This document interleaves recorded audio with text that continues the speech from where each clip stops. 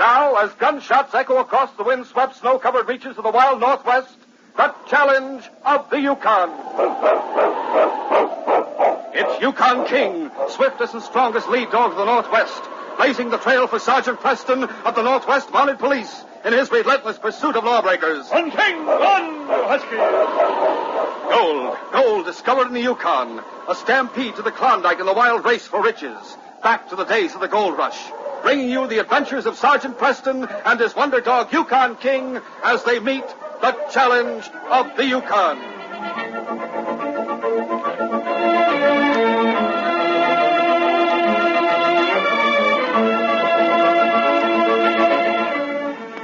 The woman who was waiting in Sergeant Preston's office was beautiful, with very dark hair and eyes, her teeth brilliantly white against the deep red of her lips.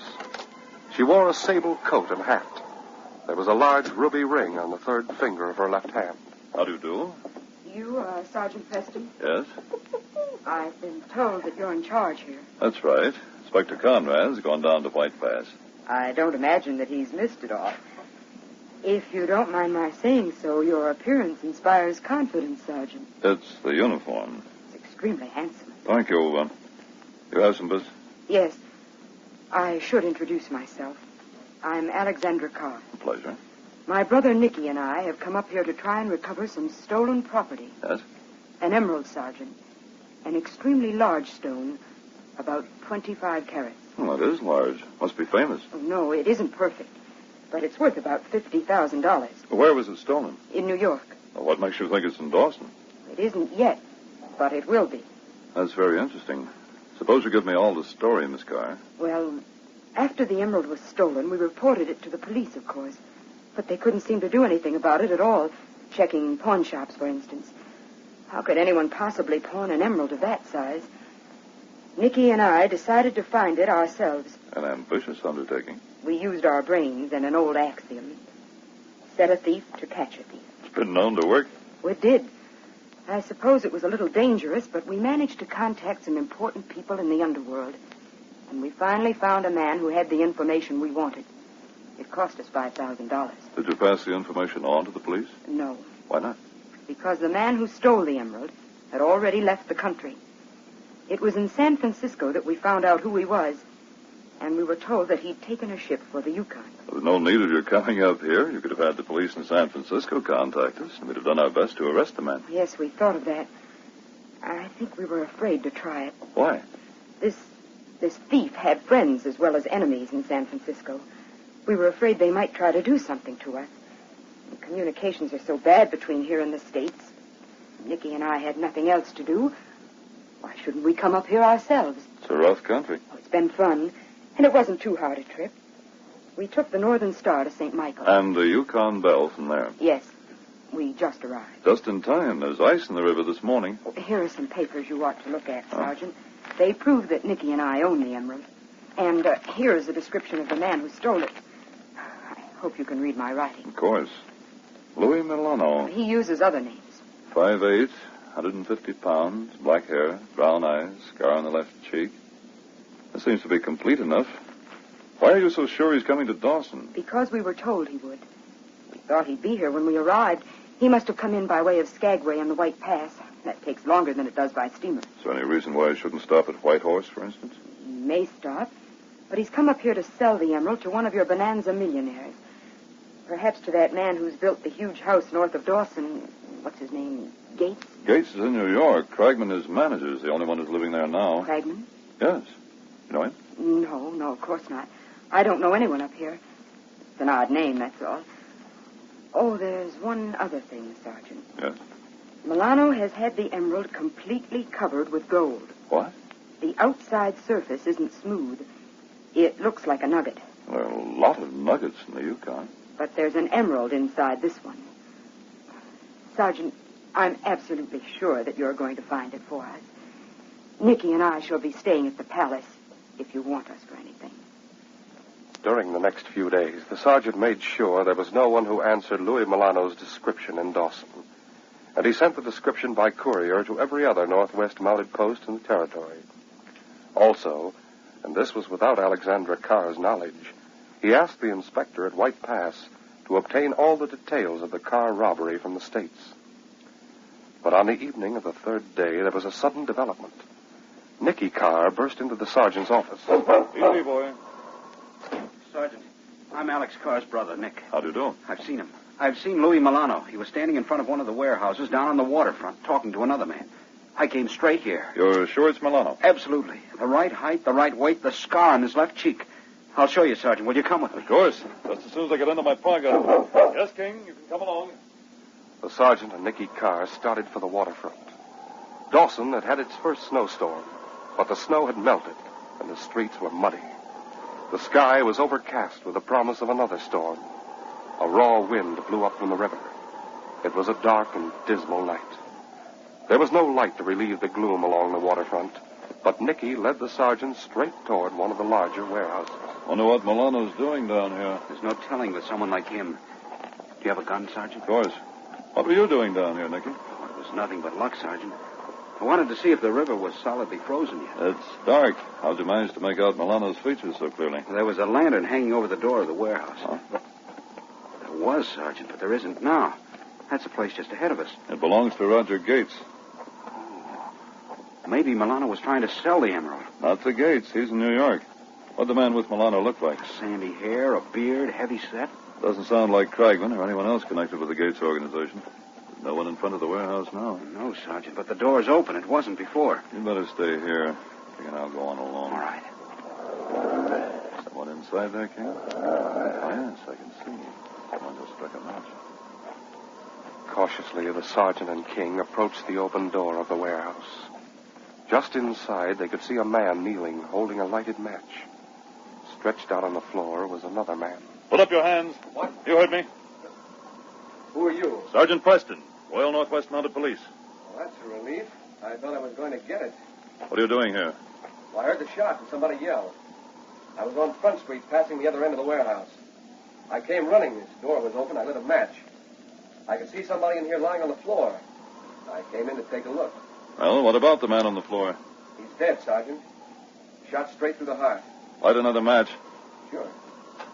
There's a lantern hanging on the wall there. Light that. Yeah, all right. Nicky, come here. All right, Sergeant. You ever seen this man before? Me? Why, I don't know. What kind of an answer is that? Well, I may have seen him around town. He's not a friend of mine, if that's what you mean. What is it, Sergeant? Look. Milano. He's dead. Yes. Is this the man you saw with him? No, this man's much younger. Did he shoot him? No, I didn't have anything to do with it. What's your name? Joel Turner. What about... You know, Sergeant, have you searched the body? Not yet. I will right now. Papers. Lawrence Miller. That's another one of the names that Milano used. And money. Nothing else on him. No Nugget? No. Can you find out where he was staying, where he left his things? I'll do that, Nicky, in the course of my investigation. But my first interest is trying to find out who killed this man. Murder happens to take preference over robbery. Well, I didn't mean it. Of course, I know. Can I go now? Not till after your story's checked. Did you see anyone when you came around the corner of the warehouse? Yes, I did. Not clearly, though. A man? Yeah. Can you describe him? Eyes heavy set. I think he had light hair. May have been gray. Sandy. That's the same man I saw. Was he running? No, but he was walking very fast. In that direction. North. Is it? Yeah, that's right. Nicky, would you know him if you saw him again? Of course I would. He shot Milano, Sergeant. I'm sure of it. He shot Milano and he stole the Nugget. Could have been the motive if Milano had the Nugget. First, we'll have to get him down to headquarters. Then I want a full description of the other man, Nicky. We'll check every building in Dawson and every trail leading out of town before the night's over. Do I have to? You're coming to headquarters with us, Turner. Okay. Let's find something in here to make a stretcher. The dead Louis Milano was taken to headquarters. There, the sergeant grilled Joel Turner. He was able to account for all of his movements that evening, and finally, satisfied that he had no part in the murder, the sergeant released him, but warned him that he would be called as a witness. The search for the man with the sandy hair began, and every available member of the force was assigned to it. A few suspects, answering Nicky's general description, were brought in, but they were able to prove they were nowhere near the scene of the crime and were allowed to go free. Then a prospector showed up at headquarters. May I see the dead man, Sergeant? Do you think you know him? From the talk that's going around, maybe I do. He's in here. Under the blanket? Yes.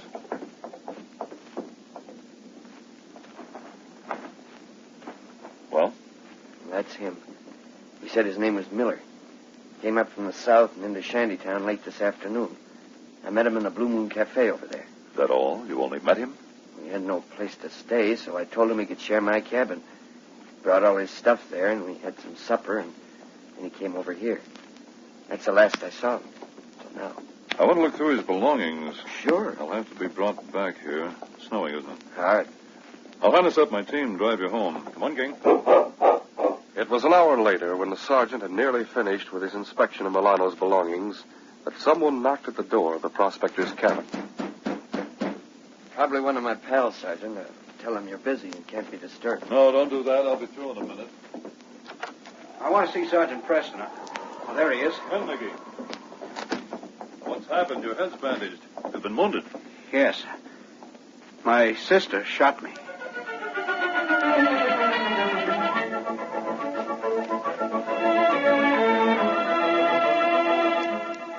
We'll continue our story in just a moment.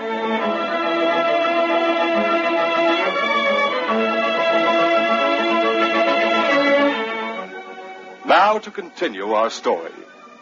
Nicky Carr appeared at the cabin where the sergeant was checking through Louis Milano's baggage. His head was bandaged, and he made the startling announcement that his sister had shot him. Your sister? Oh, it's nothing, and it was an accident. But she's done something foolish and dangerous. What's this all about? You haven't found the Nugget here? No. Or any clue? I'll discuss that after you've told me about your sister. Well, we've known something all along that we haven't told you, Sergeant. What's that? Milano came up here to sell the emerald to Roger Gates. To Cragman, you mean? To Cragman, acting as Gates' agent. I just learned that from this letter I found. Oh. What does it have to do with your sister? Well, she and I were talking about the murder. We figured that the man with the sandy hair must have been someone that Cragman sent into Dawson to meet Louis. Instead of paying him, he shot him and took the Nugget. Well, that means Cragman has it now. Alex said that we didn't need the police, that we could go up to Gates' place where Cragman is staying and get it back by threatening to expose him. I refused. She said she'd go alone. I tried to stop her. She had a gun in her hand, and accidentally it went off. The bullet only grazed me, but I was stunned for a minute. When I came to, she was gone. Did you try to follow her? Yes. I couldn't find her, but I'm sure she's hired a dog team and is heading north along the Yukon. If Cragman has gunmen working for him, she'll be killed. I'll go after her. Can I come with you? Yes, you're the only one who actually saw the man who was with Milano. If he's up there, I'll need you to identify him. My team's outside. We'll leave at once. Let's go, King. The ice on the Yukon wasn't strong enough to support a dog team, but the newly fallen snow made fast travel possible. And in less than 2 hours, the sergeant and Nicky sighted the Gates mansion. It was a big house, and the fact that it was built of logs didn't distract from its impressiveness. Inside, it was as well furnished as any of the great houses along Fifth Avenue. And during the summer, it was a scene of Roger Gates' lavish parties. But on this stormy winter night, it seemed desolate, deserted. Only one faint light glimmered from its shadowy mass as the sergeant drove up the hill. On, King. He's here, Sergeant. There's a dog team out in front. Yes, that's the team she rented from Joe. I know that black lead dog. I hope we're not too late. We'll soon find out. On, King. Hurry, you huskies. Come on, King. With me, boy.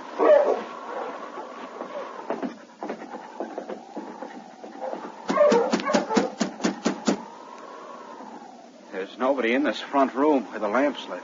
Someone coming. I can hear footsteps. Yes? Why, it's Sergeant Preston. Good evening. Is this Cragman? I'm Barrett, the caretaker. You wish to see Mr. Cragman, Sergeant? We want to see my sister. Your sister? I know of no young lady who's here. We'll talk with Cragman, Barrett. Yes, sir. This way, sir. Oh, Sergeant, please, not King. Huh? His paws are muddy in the rugs. I'm responsible for them, you know. It's all right. You'll have to stay out here, King. Stand guard, boy. Now, if you'll wait in the drawing room, Sergeant, I'll call Mr. Cragman. Thank you, Barrett. I imagine he's gone to bed. I imagine he hasn't. Will you look at this room? Imagine finding something like this up in the Yukon. Roger Gates is just about the richest man in the territory. To think of his having a crook like Cragman for his agent. We have no proof that Cragman is a crook. He was in touch with Milano. He agreed to buy stolen goods. The letter you have is proof of that. He agreed to buy an emerald. I'm not sure he knew it was stolen. I am. He's too well known in the San Francisco underworld not to be a crook. Sergeant Preston. Hello, Cragman. So, Barrett didn't have to waken you. Well, I've been working in my office, the next room. But I confess that I was about to go to bed. What brings you here so late? On your way to Dawson? We've just come from there. We're looking for a young lady named Alexandra Carr. Really? And you expected to find her here? We know she's here. Her dog team's out in front. I assure you I know nothing about her. Oh, listen, that's Alex. Sergeant, she's in the next room. You're covered, Cragman. March ahead of us and open that door. Very well, if you insist, Sergeant. Thank heaven. Alex, are you all right? Now I am. There was a man holding a gun on me, but I could hear your voices, and I had to let you know I was here. Who was the man? Barrett, the caretaker. He's the one who killed Milano. Where is he? He ran out in the hall after I screamed. Nick, you have a gun? Yes. Mine's there on the desk. Keep Cragman covered until I get Barrett. The sergeant opened the door and ran into the hall. It was empty. The sergeant was undecided which way to turn until he heard King barking out in front. He ran down the hall to the front door and threw it open. Get out of my way, King! Barrett had reached the front of the steps, but King was refusing to let him go any farther. He darted from side to side, forward and back, menace in every move. Barrett raised his gun. Drop it, Barrett. Drop that gun or I'll shoot. Drop that gun. Good work, King. We'll be with you in just a few minutes, boy. I'll move, Barrett. Yes.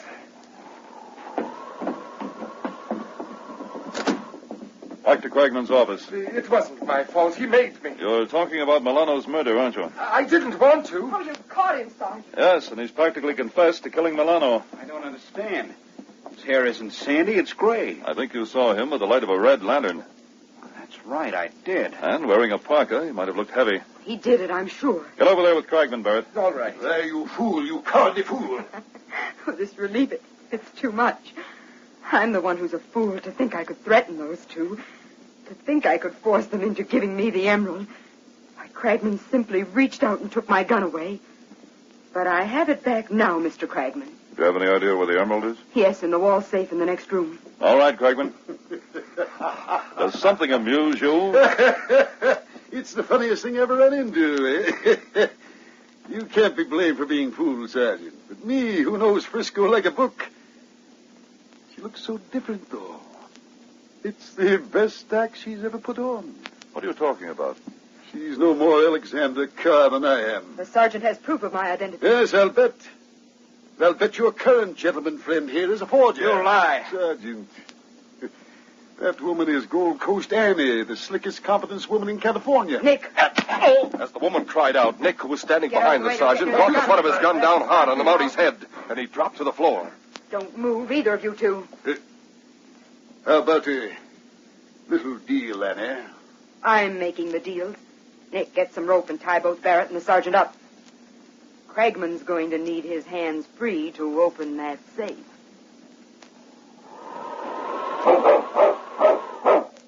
At the very moment when Nick's gun came down on the sergeant's head, King leaped to his feet. Perhaps he heard his master's voice.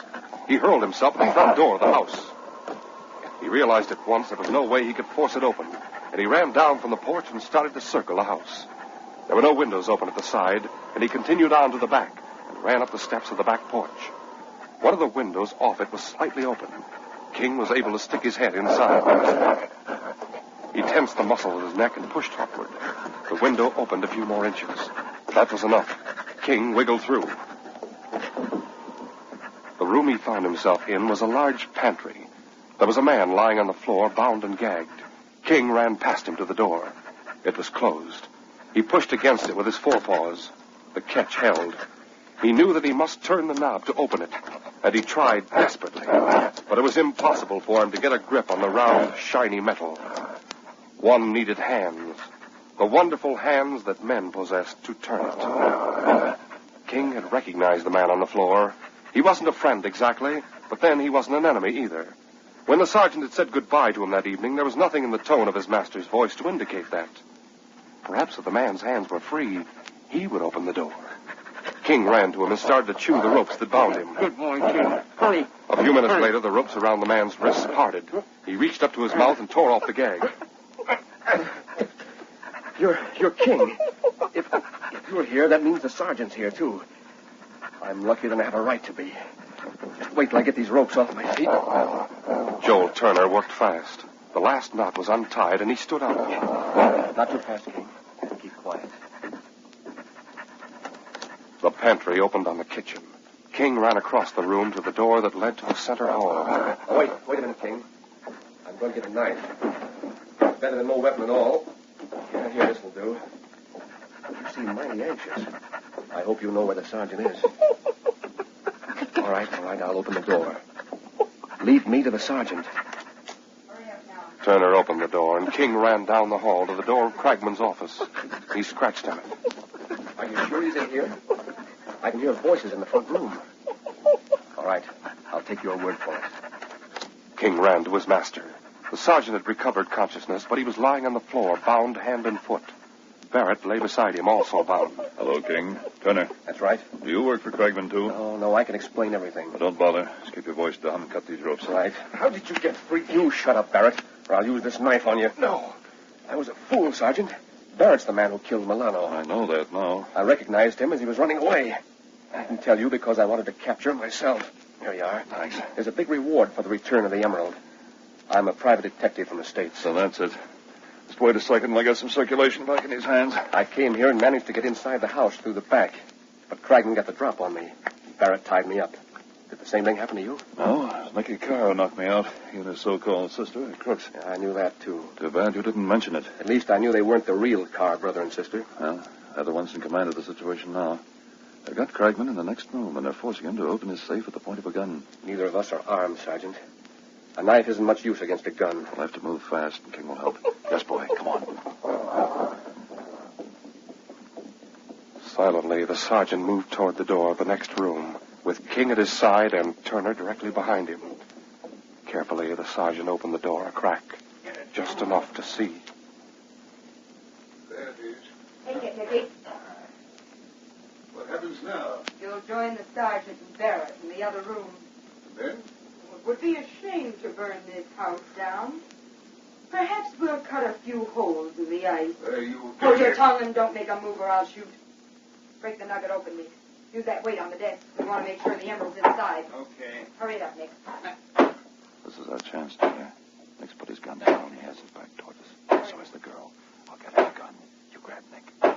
King can watch Cragman. Ready? Right. Let's go.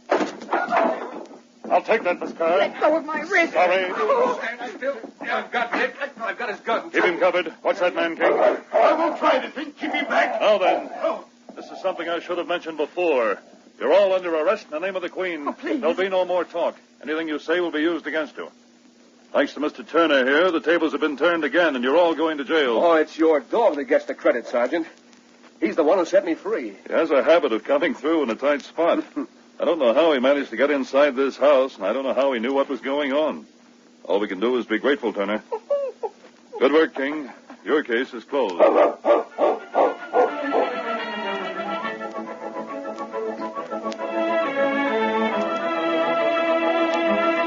These radio dramas are created and produced by George W. Trendle, directed by Fred Flowerday, and supervised by Charles D. Livingston. The part of Sergeant Preston is played by Paul Sutton. This is J. Michael wishing you goodbye, good luck, and good health. So long.